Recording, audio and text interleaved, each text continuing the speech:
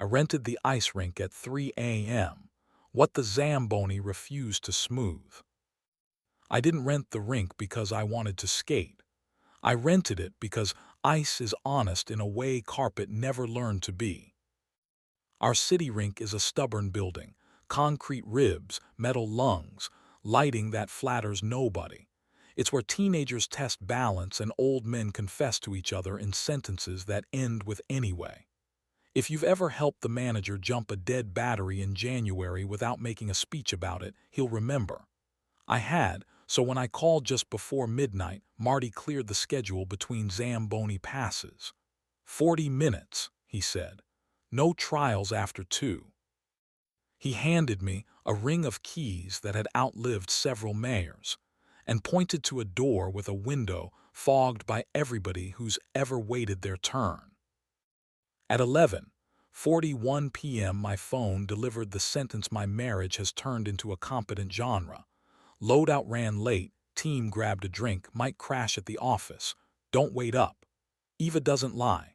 She arranges. She can make a donor believe in public libraries and a storm apologize for timing. For a year we'd been excellent at mercy and timid with appetite. The person who made that dangerous is predictable. The operations lead with gaffer in his tote and patience in his shoulders. His name is Jonah. He stands exactly one respectful step from married women, and rooms behave better when he's inside them. I admire him at noon. At 1 a.m. my neck votes. I unlocked the player bench door and stepped into air that had a temperature you could see. The Zamboni had left the rink shining like a promise nobody should trust. I didn't turn on the music. I liked the industrial hum, the far-off compressor clearing its throat, the antiquated scoreboard refusing to forget the last game it watched. I put 2 paper cups on the dasher board, steam rising like modest opinions, and waited where the plexiglass curves decide whether they want to forgive force. They came down the tunnel at 12:09, a duet of footfalls that knew better than to be dramatic. Eva first, hair pinned in the shape competence requires, coat that looked like a confession it would keep for you. Jonah behind her, sleeves shoved, tote at his hip, eyes doing that perimeter math men who carry after midnight are paid to do. He saw me and did the small nod good men offer husbands they hope not to become the villain of. He stopped at the rubber mat that keeps skates from ruining the floor, and put his palms out like a man who intends to be useful and refused. An ice rink, Eva said, half a smile, half inventory. Of course. I wanted a room where slipping doesn't count as betrayal, I said. Say it. In an elevator, she said, because apparently the universe enjoys self-plagiarism. 2 weeks ago, between floors and nouns, I kissed him, quick, mint, rehearsal. He stepped back. He said my name like a lock. I hated him for being the adult. I hated me for liking that he was. Do you want me to hit him? I asked, because fury needs a collar even when you don't put a leash on it. I want you to choose me, she said, not rescue appetite. Jonah's gaze rested on the goal mouth like he hoped rules could be furniture. Need me? He asked her, not me. I need you exactly there, she said, indicating a spot half in shadow, half in witness, as if she were laying tape on a stage. If I want less distance, I'll use your name. He obeyed. Good men do. It keeps them employable and makes them complicated to complain about. I stepped out onto the ice without skates, rubber soles against cold glass. The body remembers childhood math, weight over hips, knees conceding their pride. Eva followed, careful, both hands loose at her sides like Mercy had finally asked for work.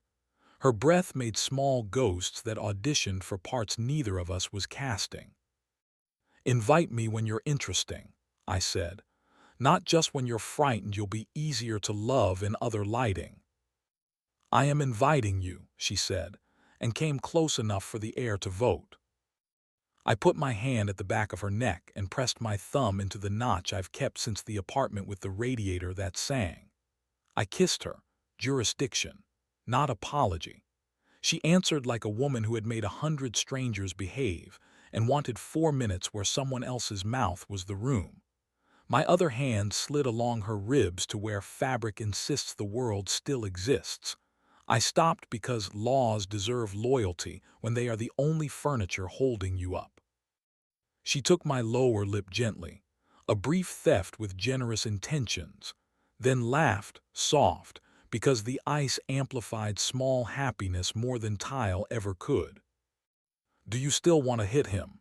she asked into my cheek, not looking away.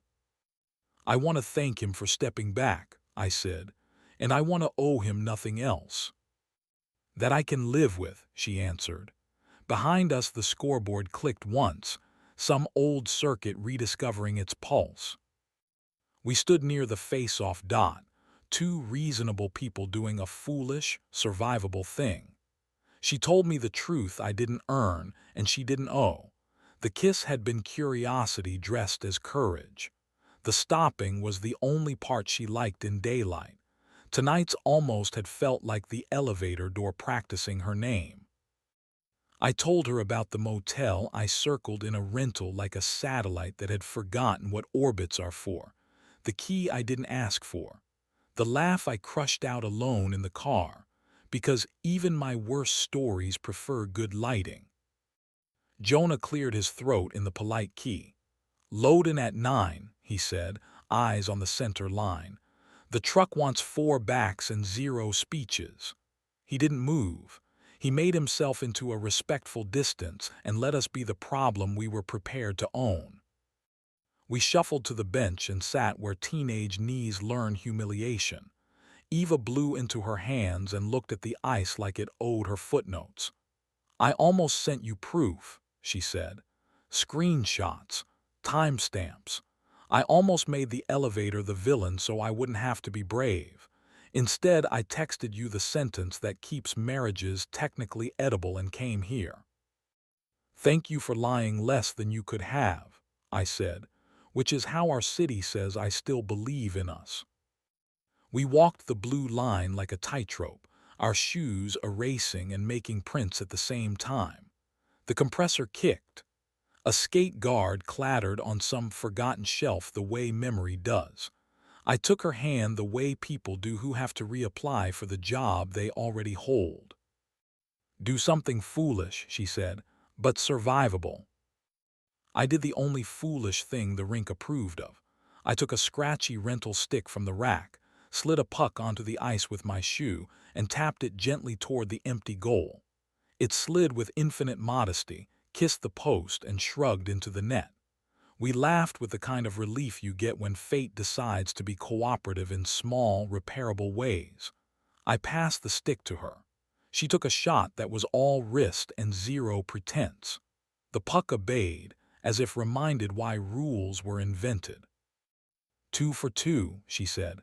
"Let's retire legends while they like us." We climbed back onto the rubber and let our temperatures admit their mistakes. I poured us both coffee and watched steam respect the ceiling. "Invite me to your daylight," I said. "Not just your midnight. I want to stand where you stand when rooms listen to you." "Stand there then," she said, "and don't make me carry the van by myself at 9. The Zamboni roared awake behind the doors, a beast clearing its throat. Marty jabbed a thumb at his wristwatch through the glass. I nodded.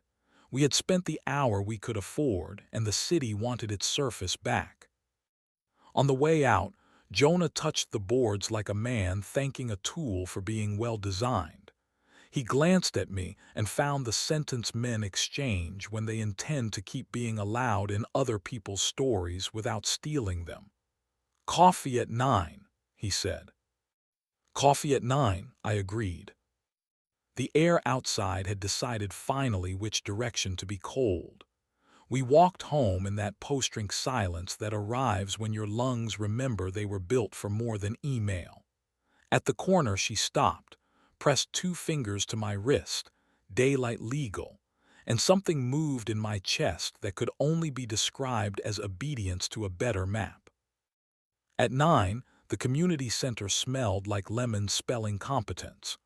Jonah stacked tables with the modest inevitability that makes gravity behave. I carried the other end and let my neck accept jurisdiction from the sun. Eva moved through the room with a clipboard, and a mouth volunteers obey without hatting themselves.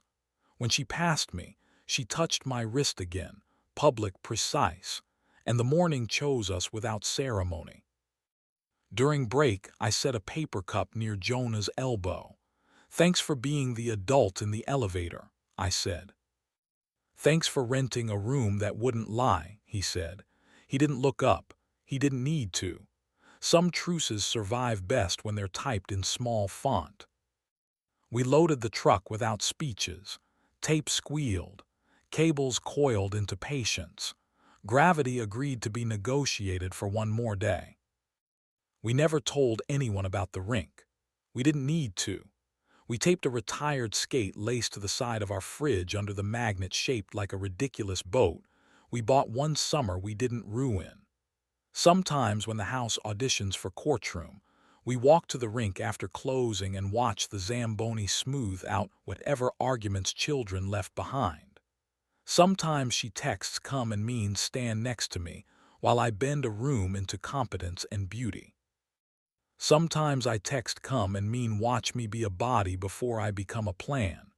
Sometimes we bring 2 coffees and stand by the plexiglass while a youth team skates drills the way vows wish they could. Repetitive, shaped, hopeful. We didn't stop admiring other people's competence. We did stop confusing it with permission. Heat is a temperature, not a verdict. Ice is a witness who refuses to grandstand. It keeps score without rumor and gives everyone the same friction tax. We eat before we try to win. We sleep when the clock loses its manners. We put our hands on each other in daylight like the sun still issues licenses. And when the gossiping part of the city asks whether we have anything to add, we hand it a puck and say this. We paid for an hour of surface and used it to prove the difference between sliding and falling. No trials after 2. Choose each other before the elevator decides.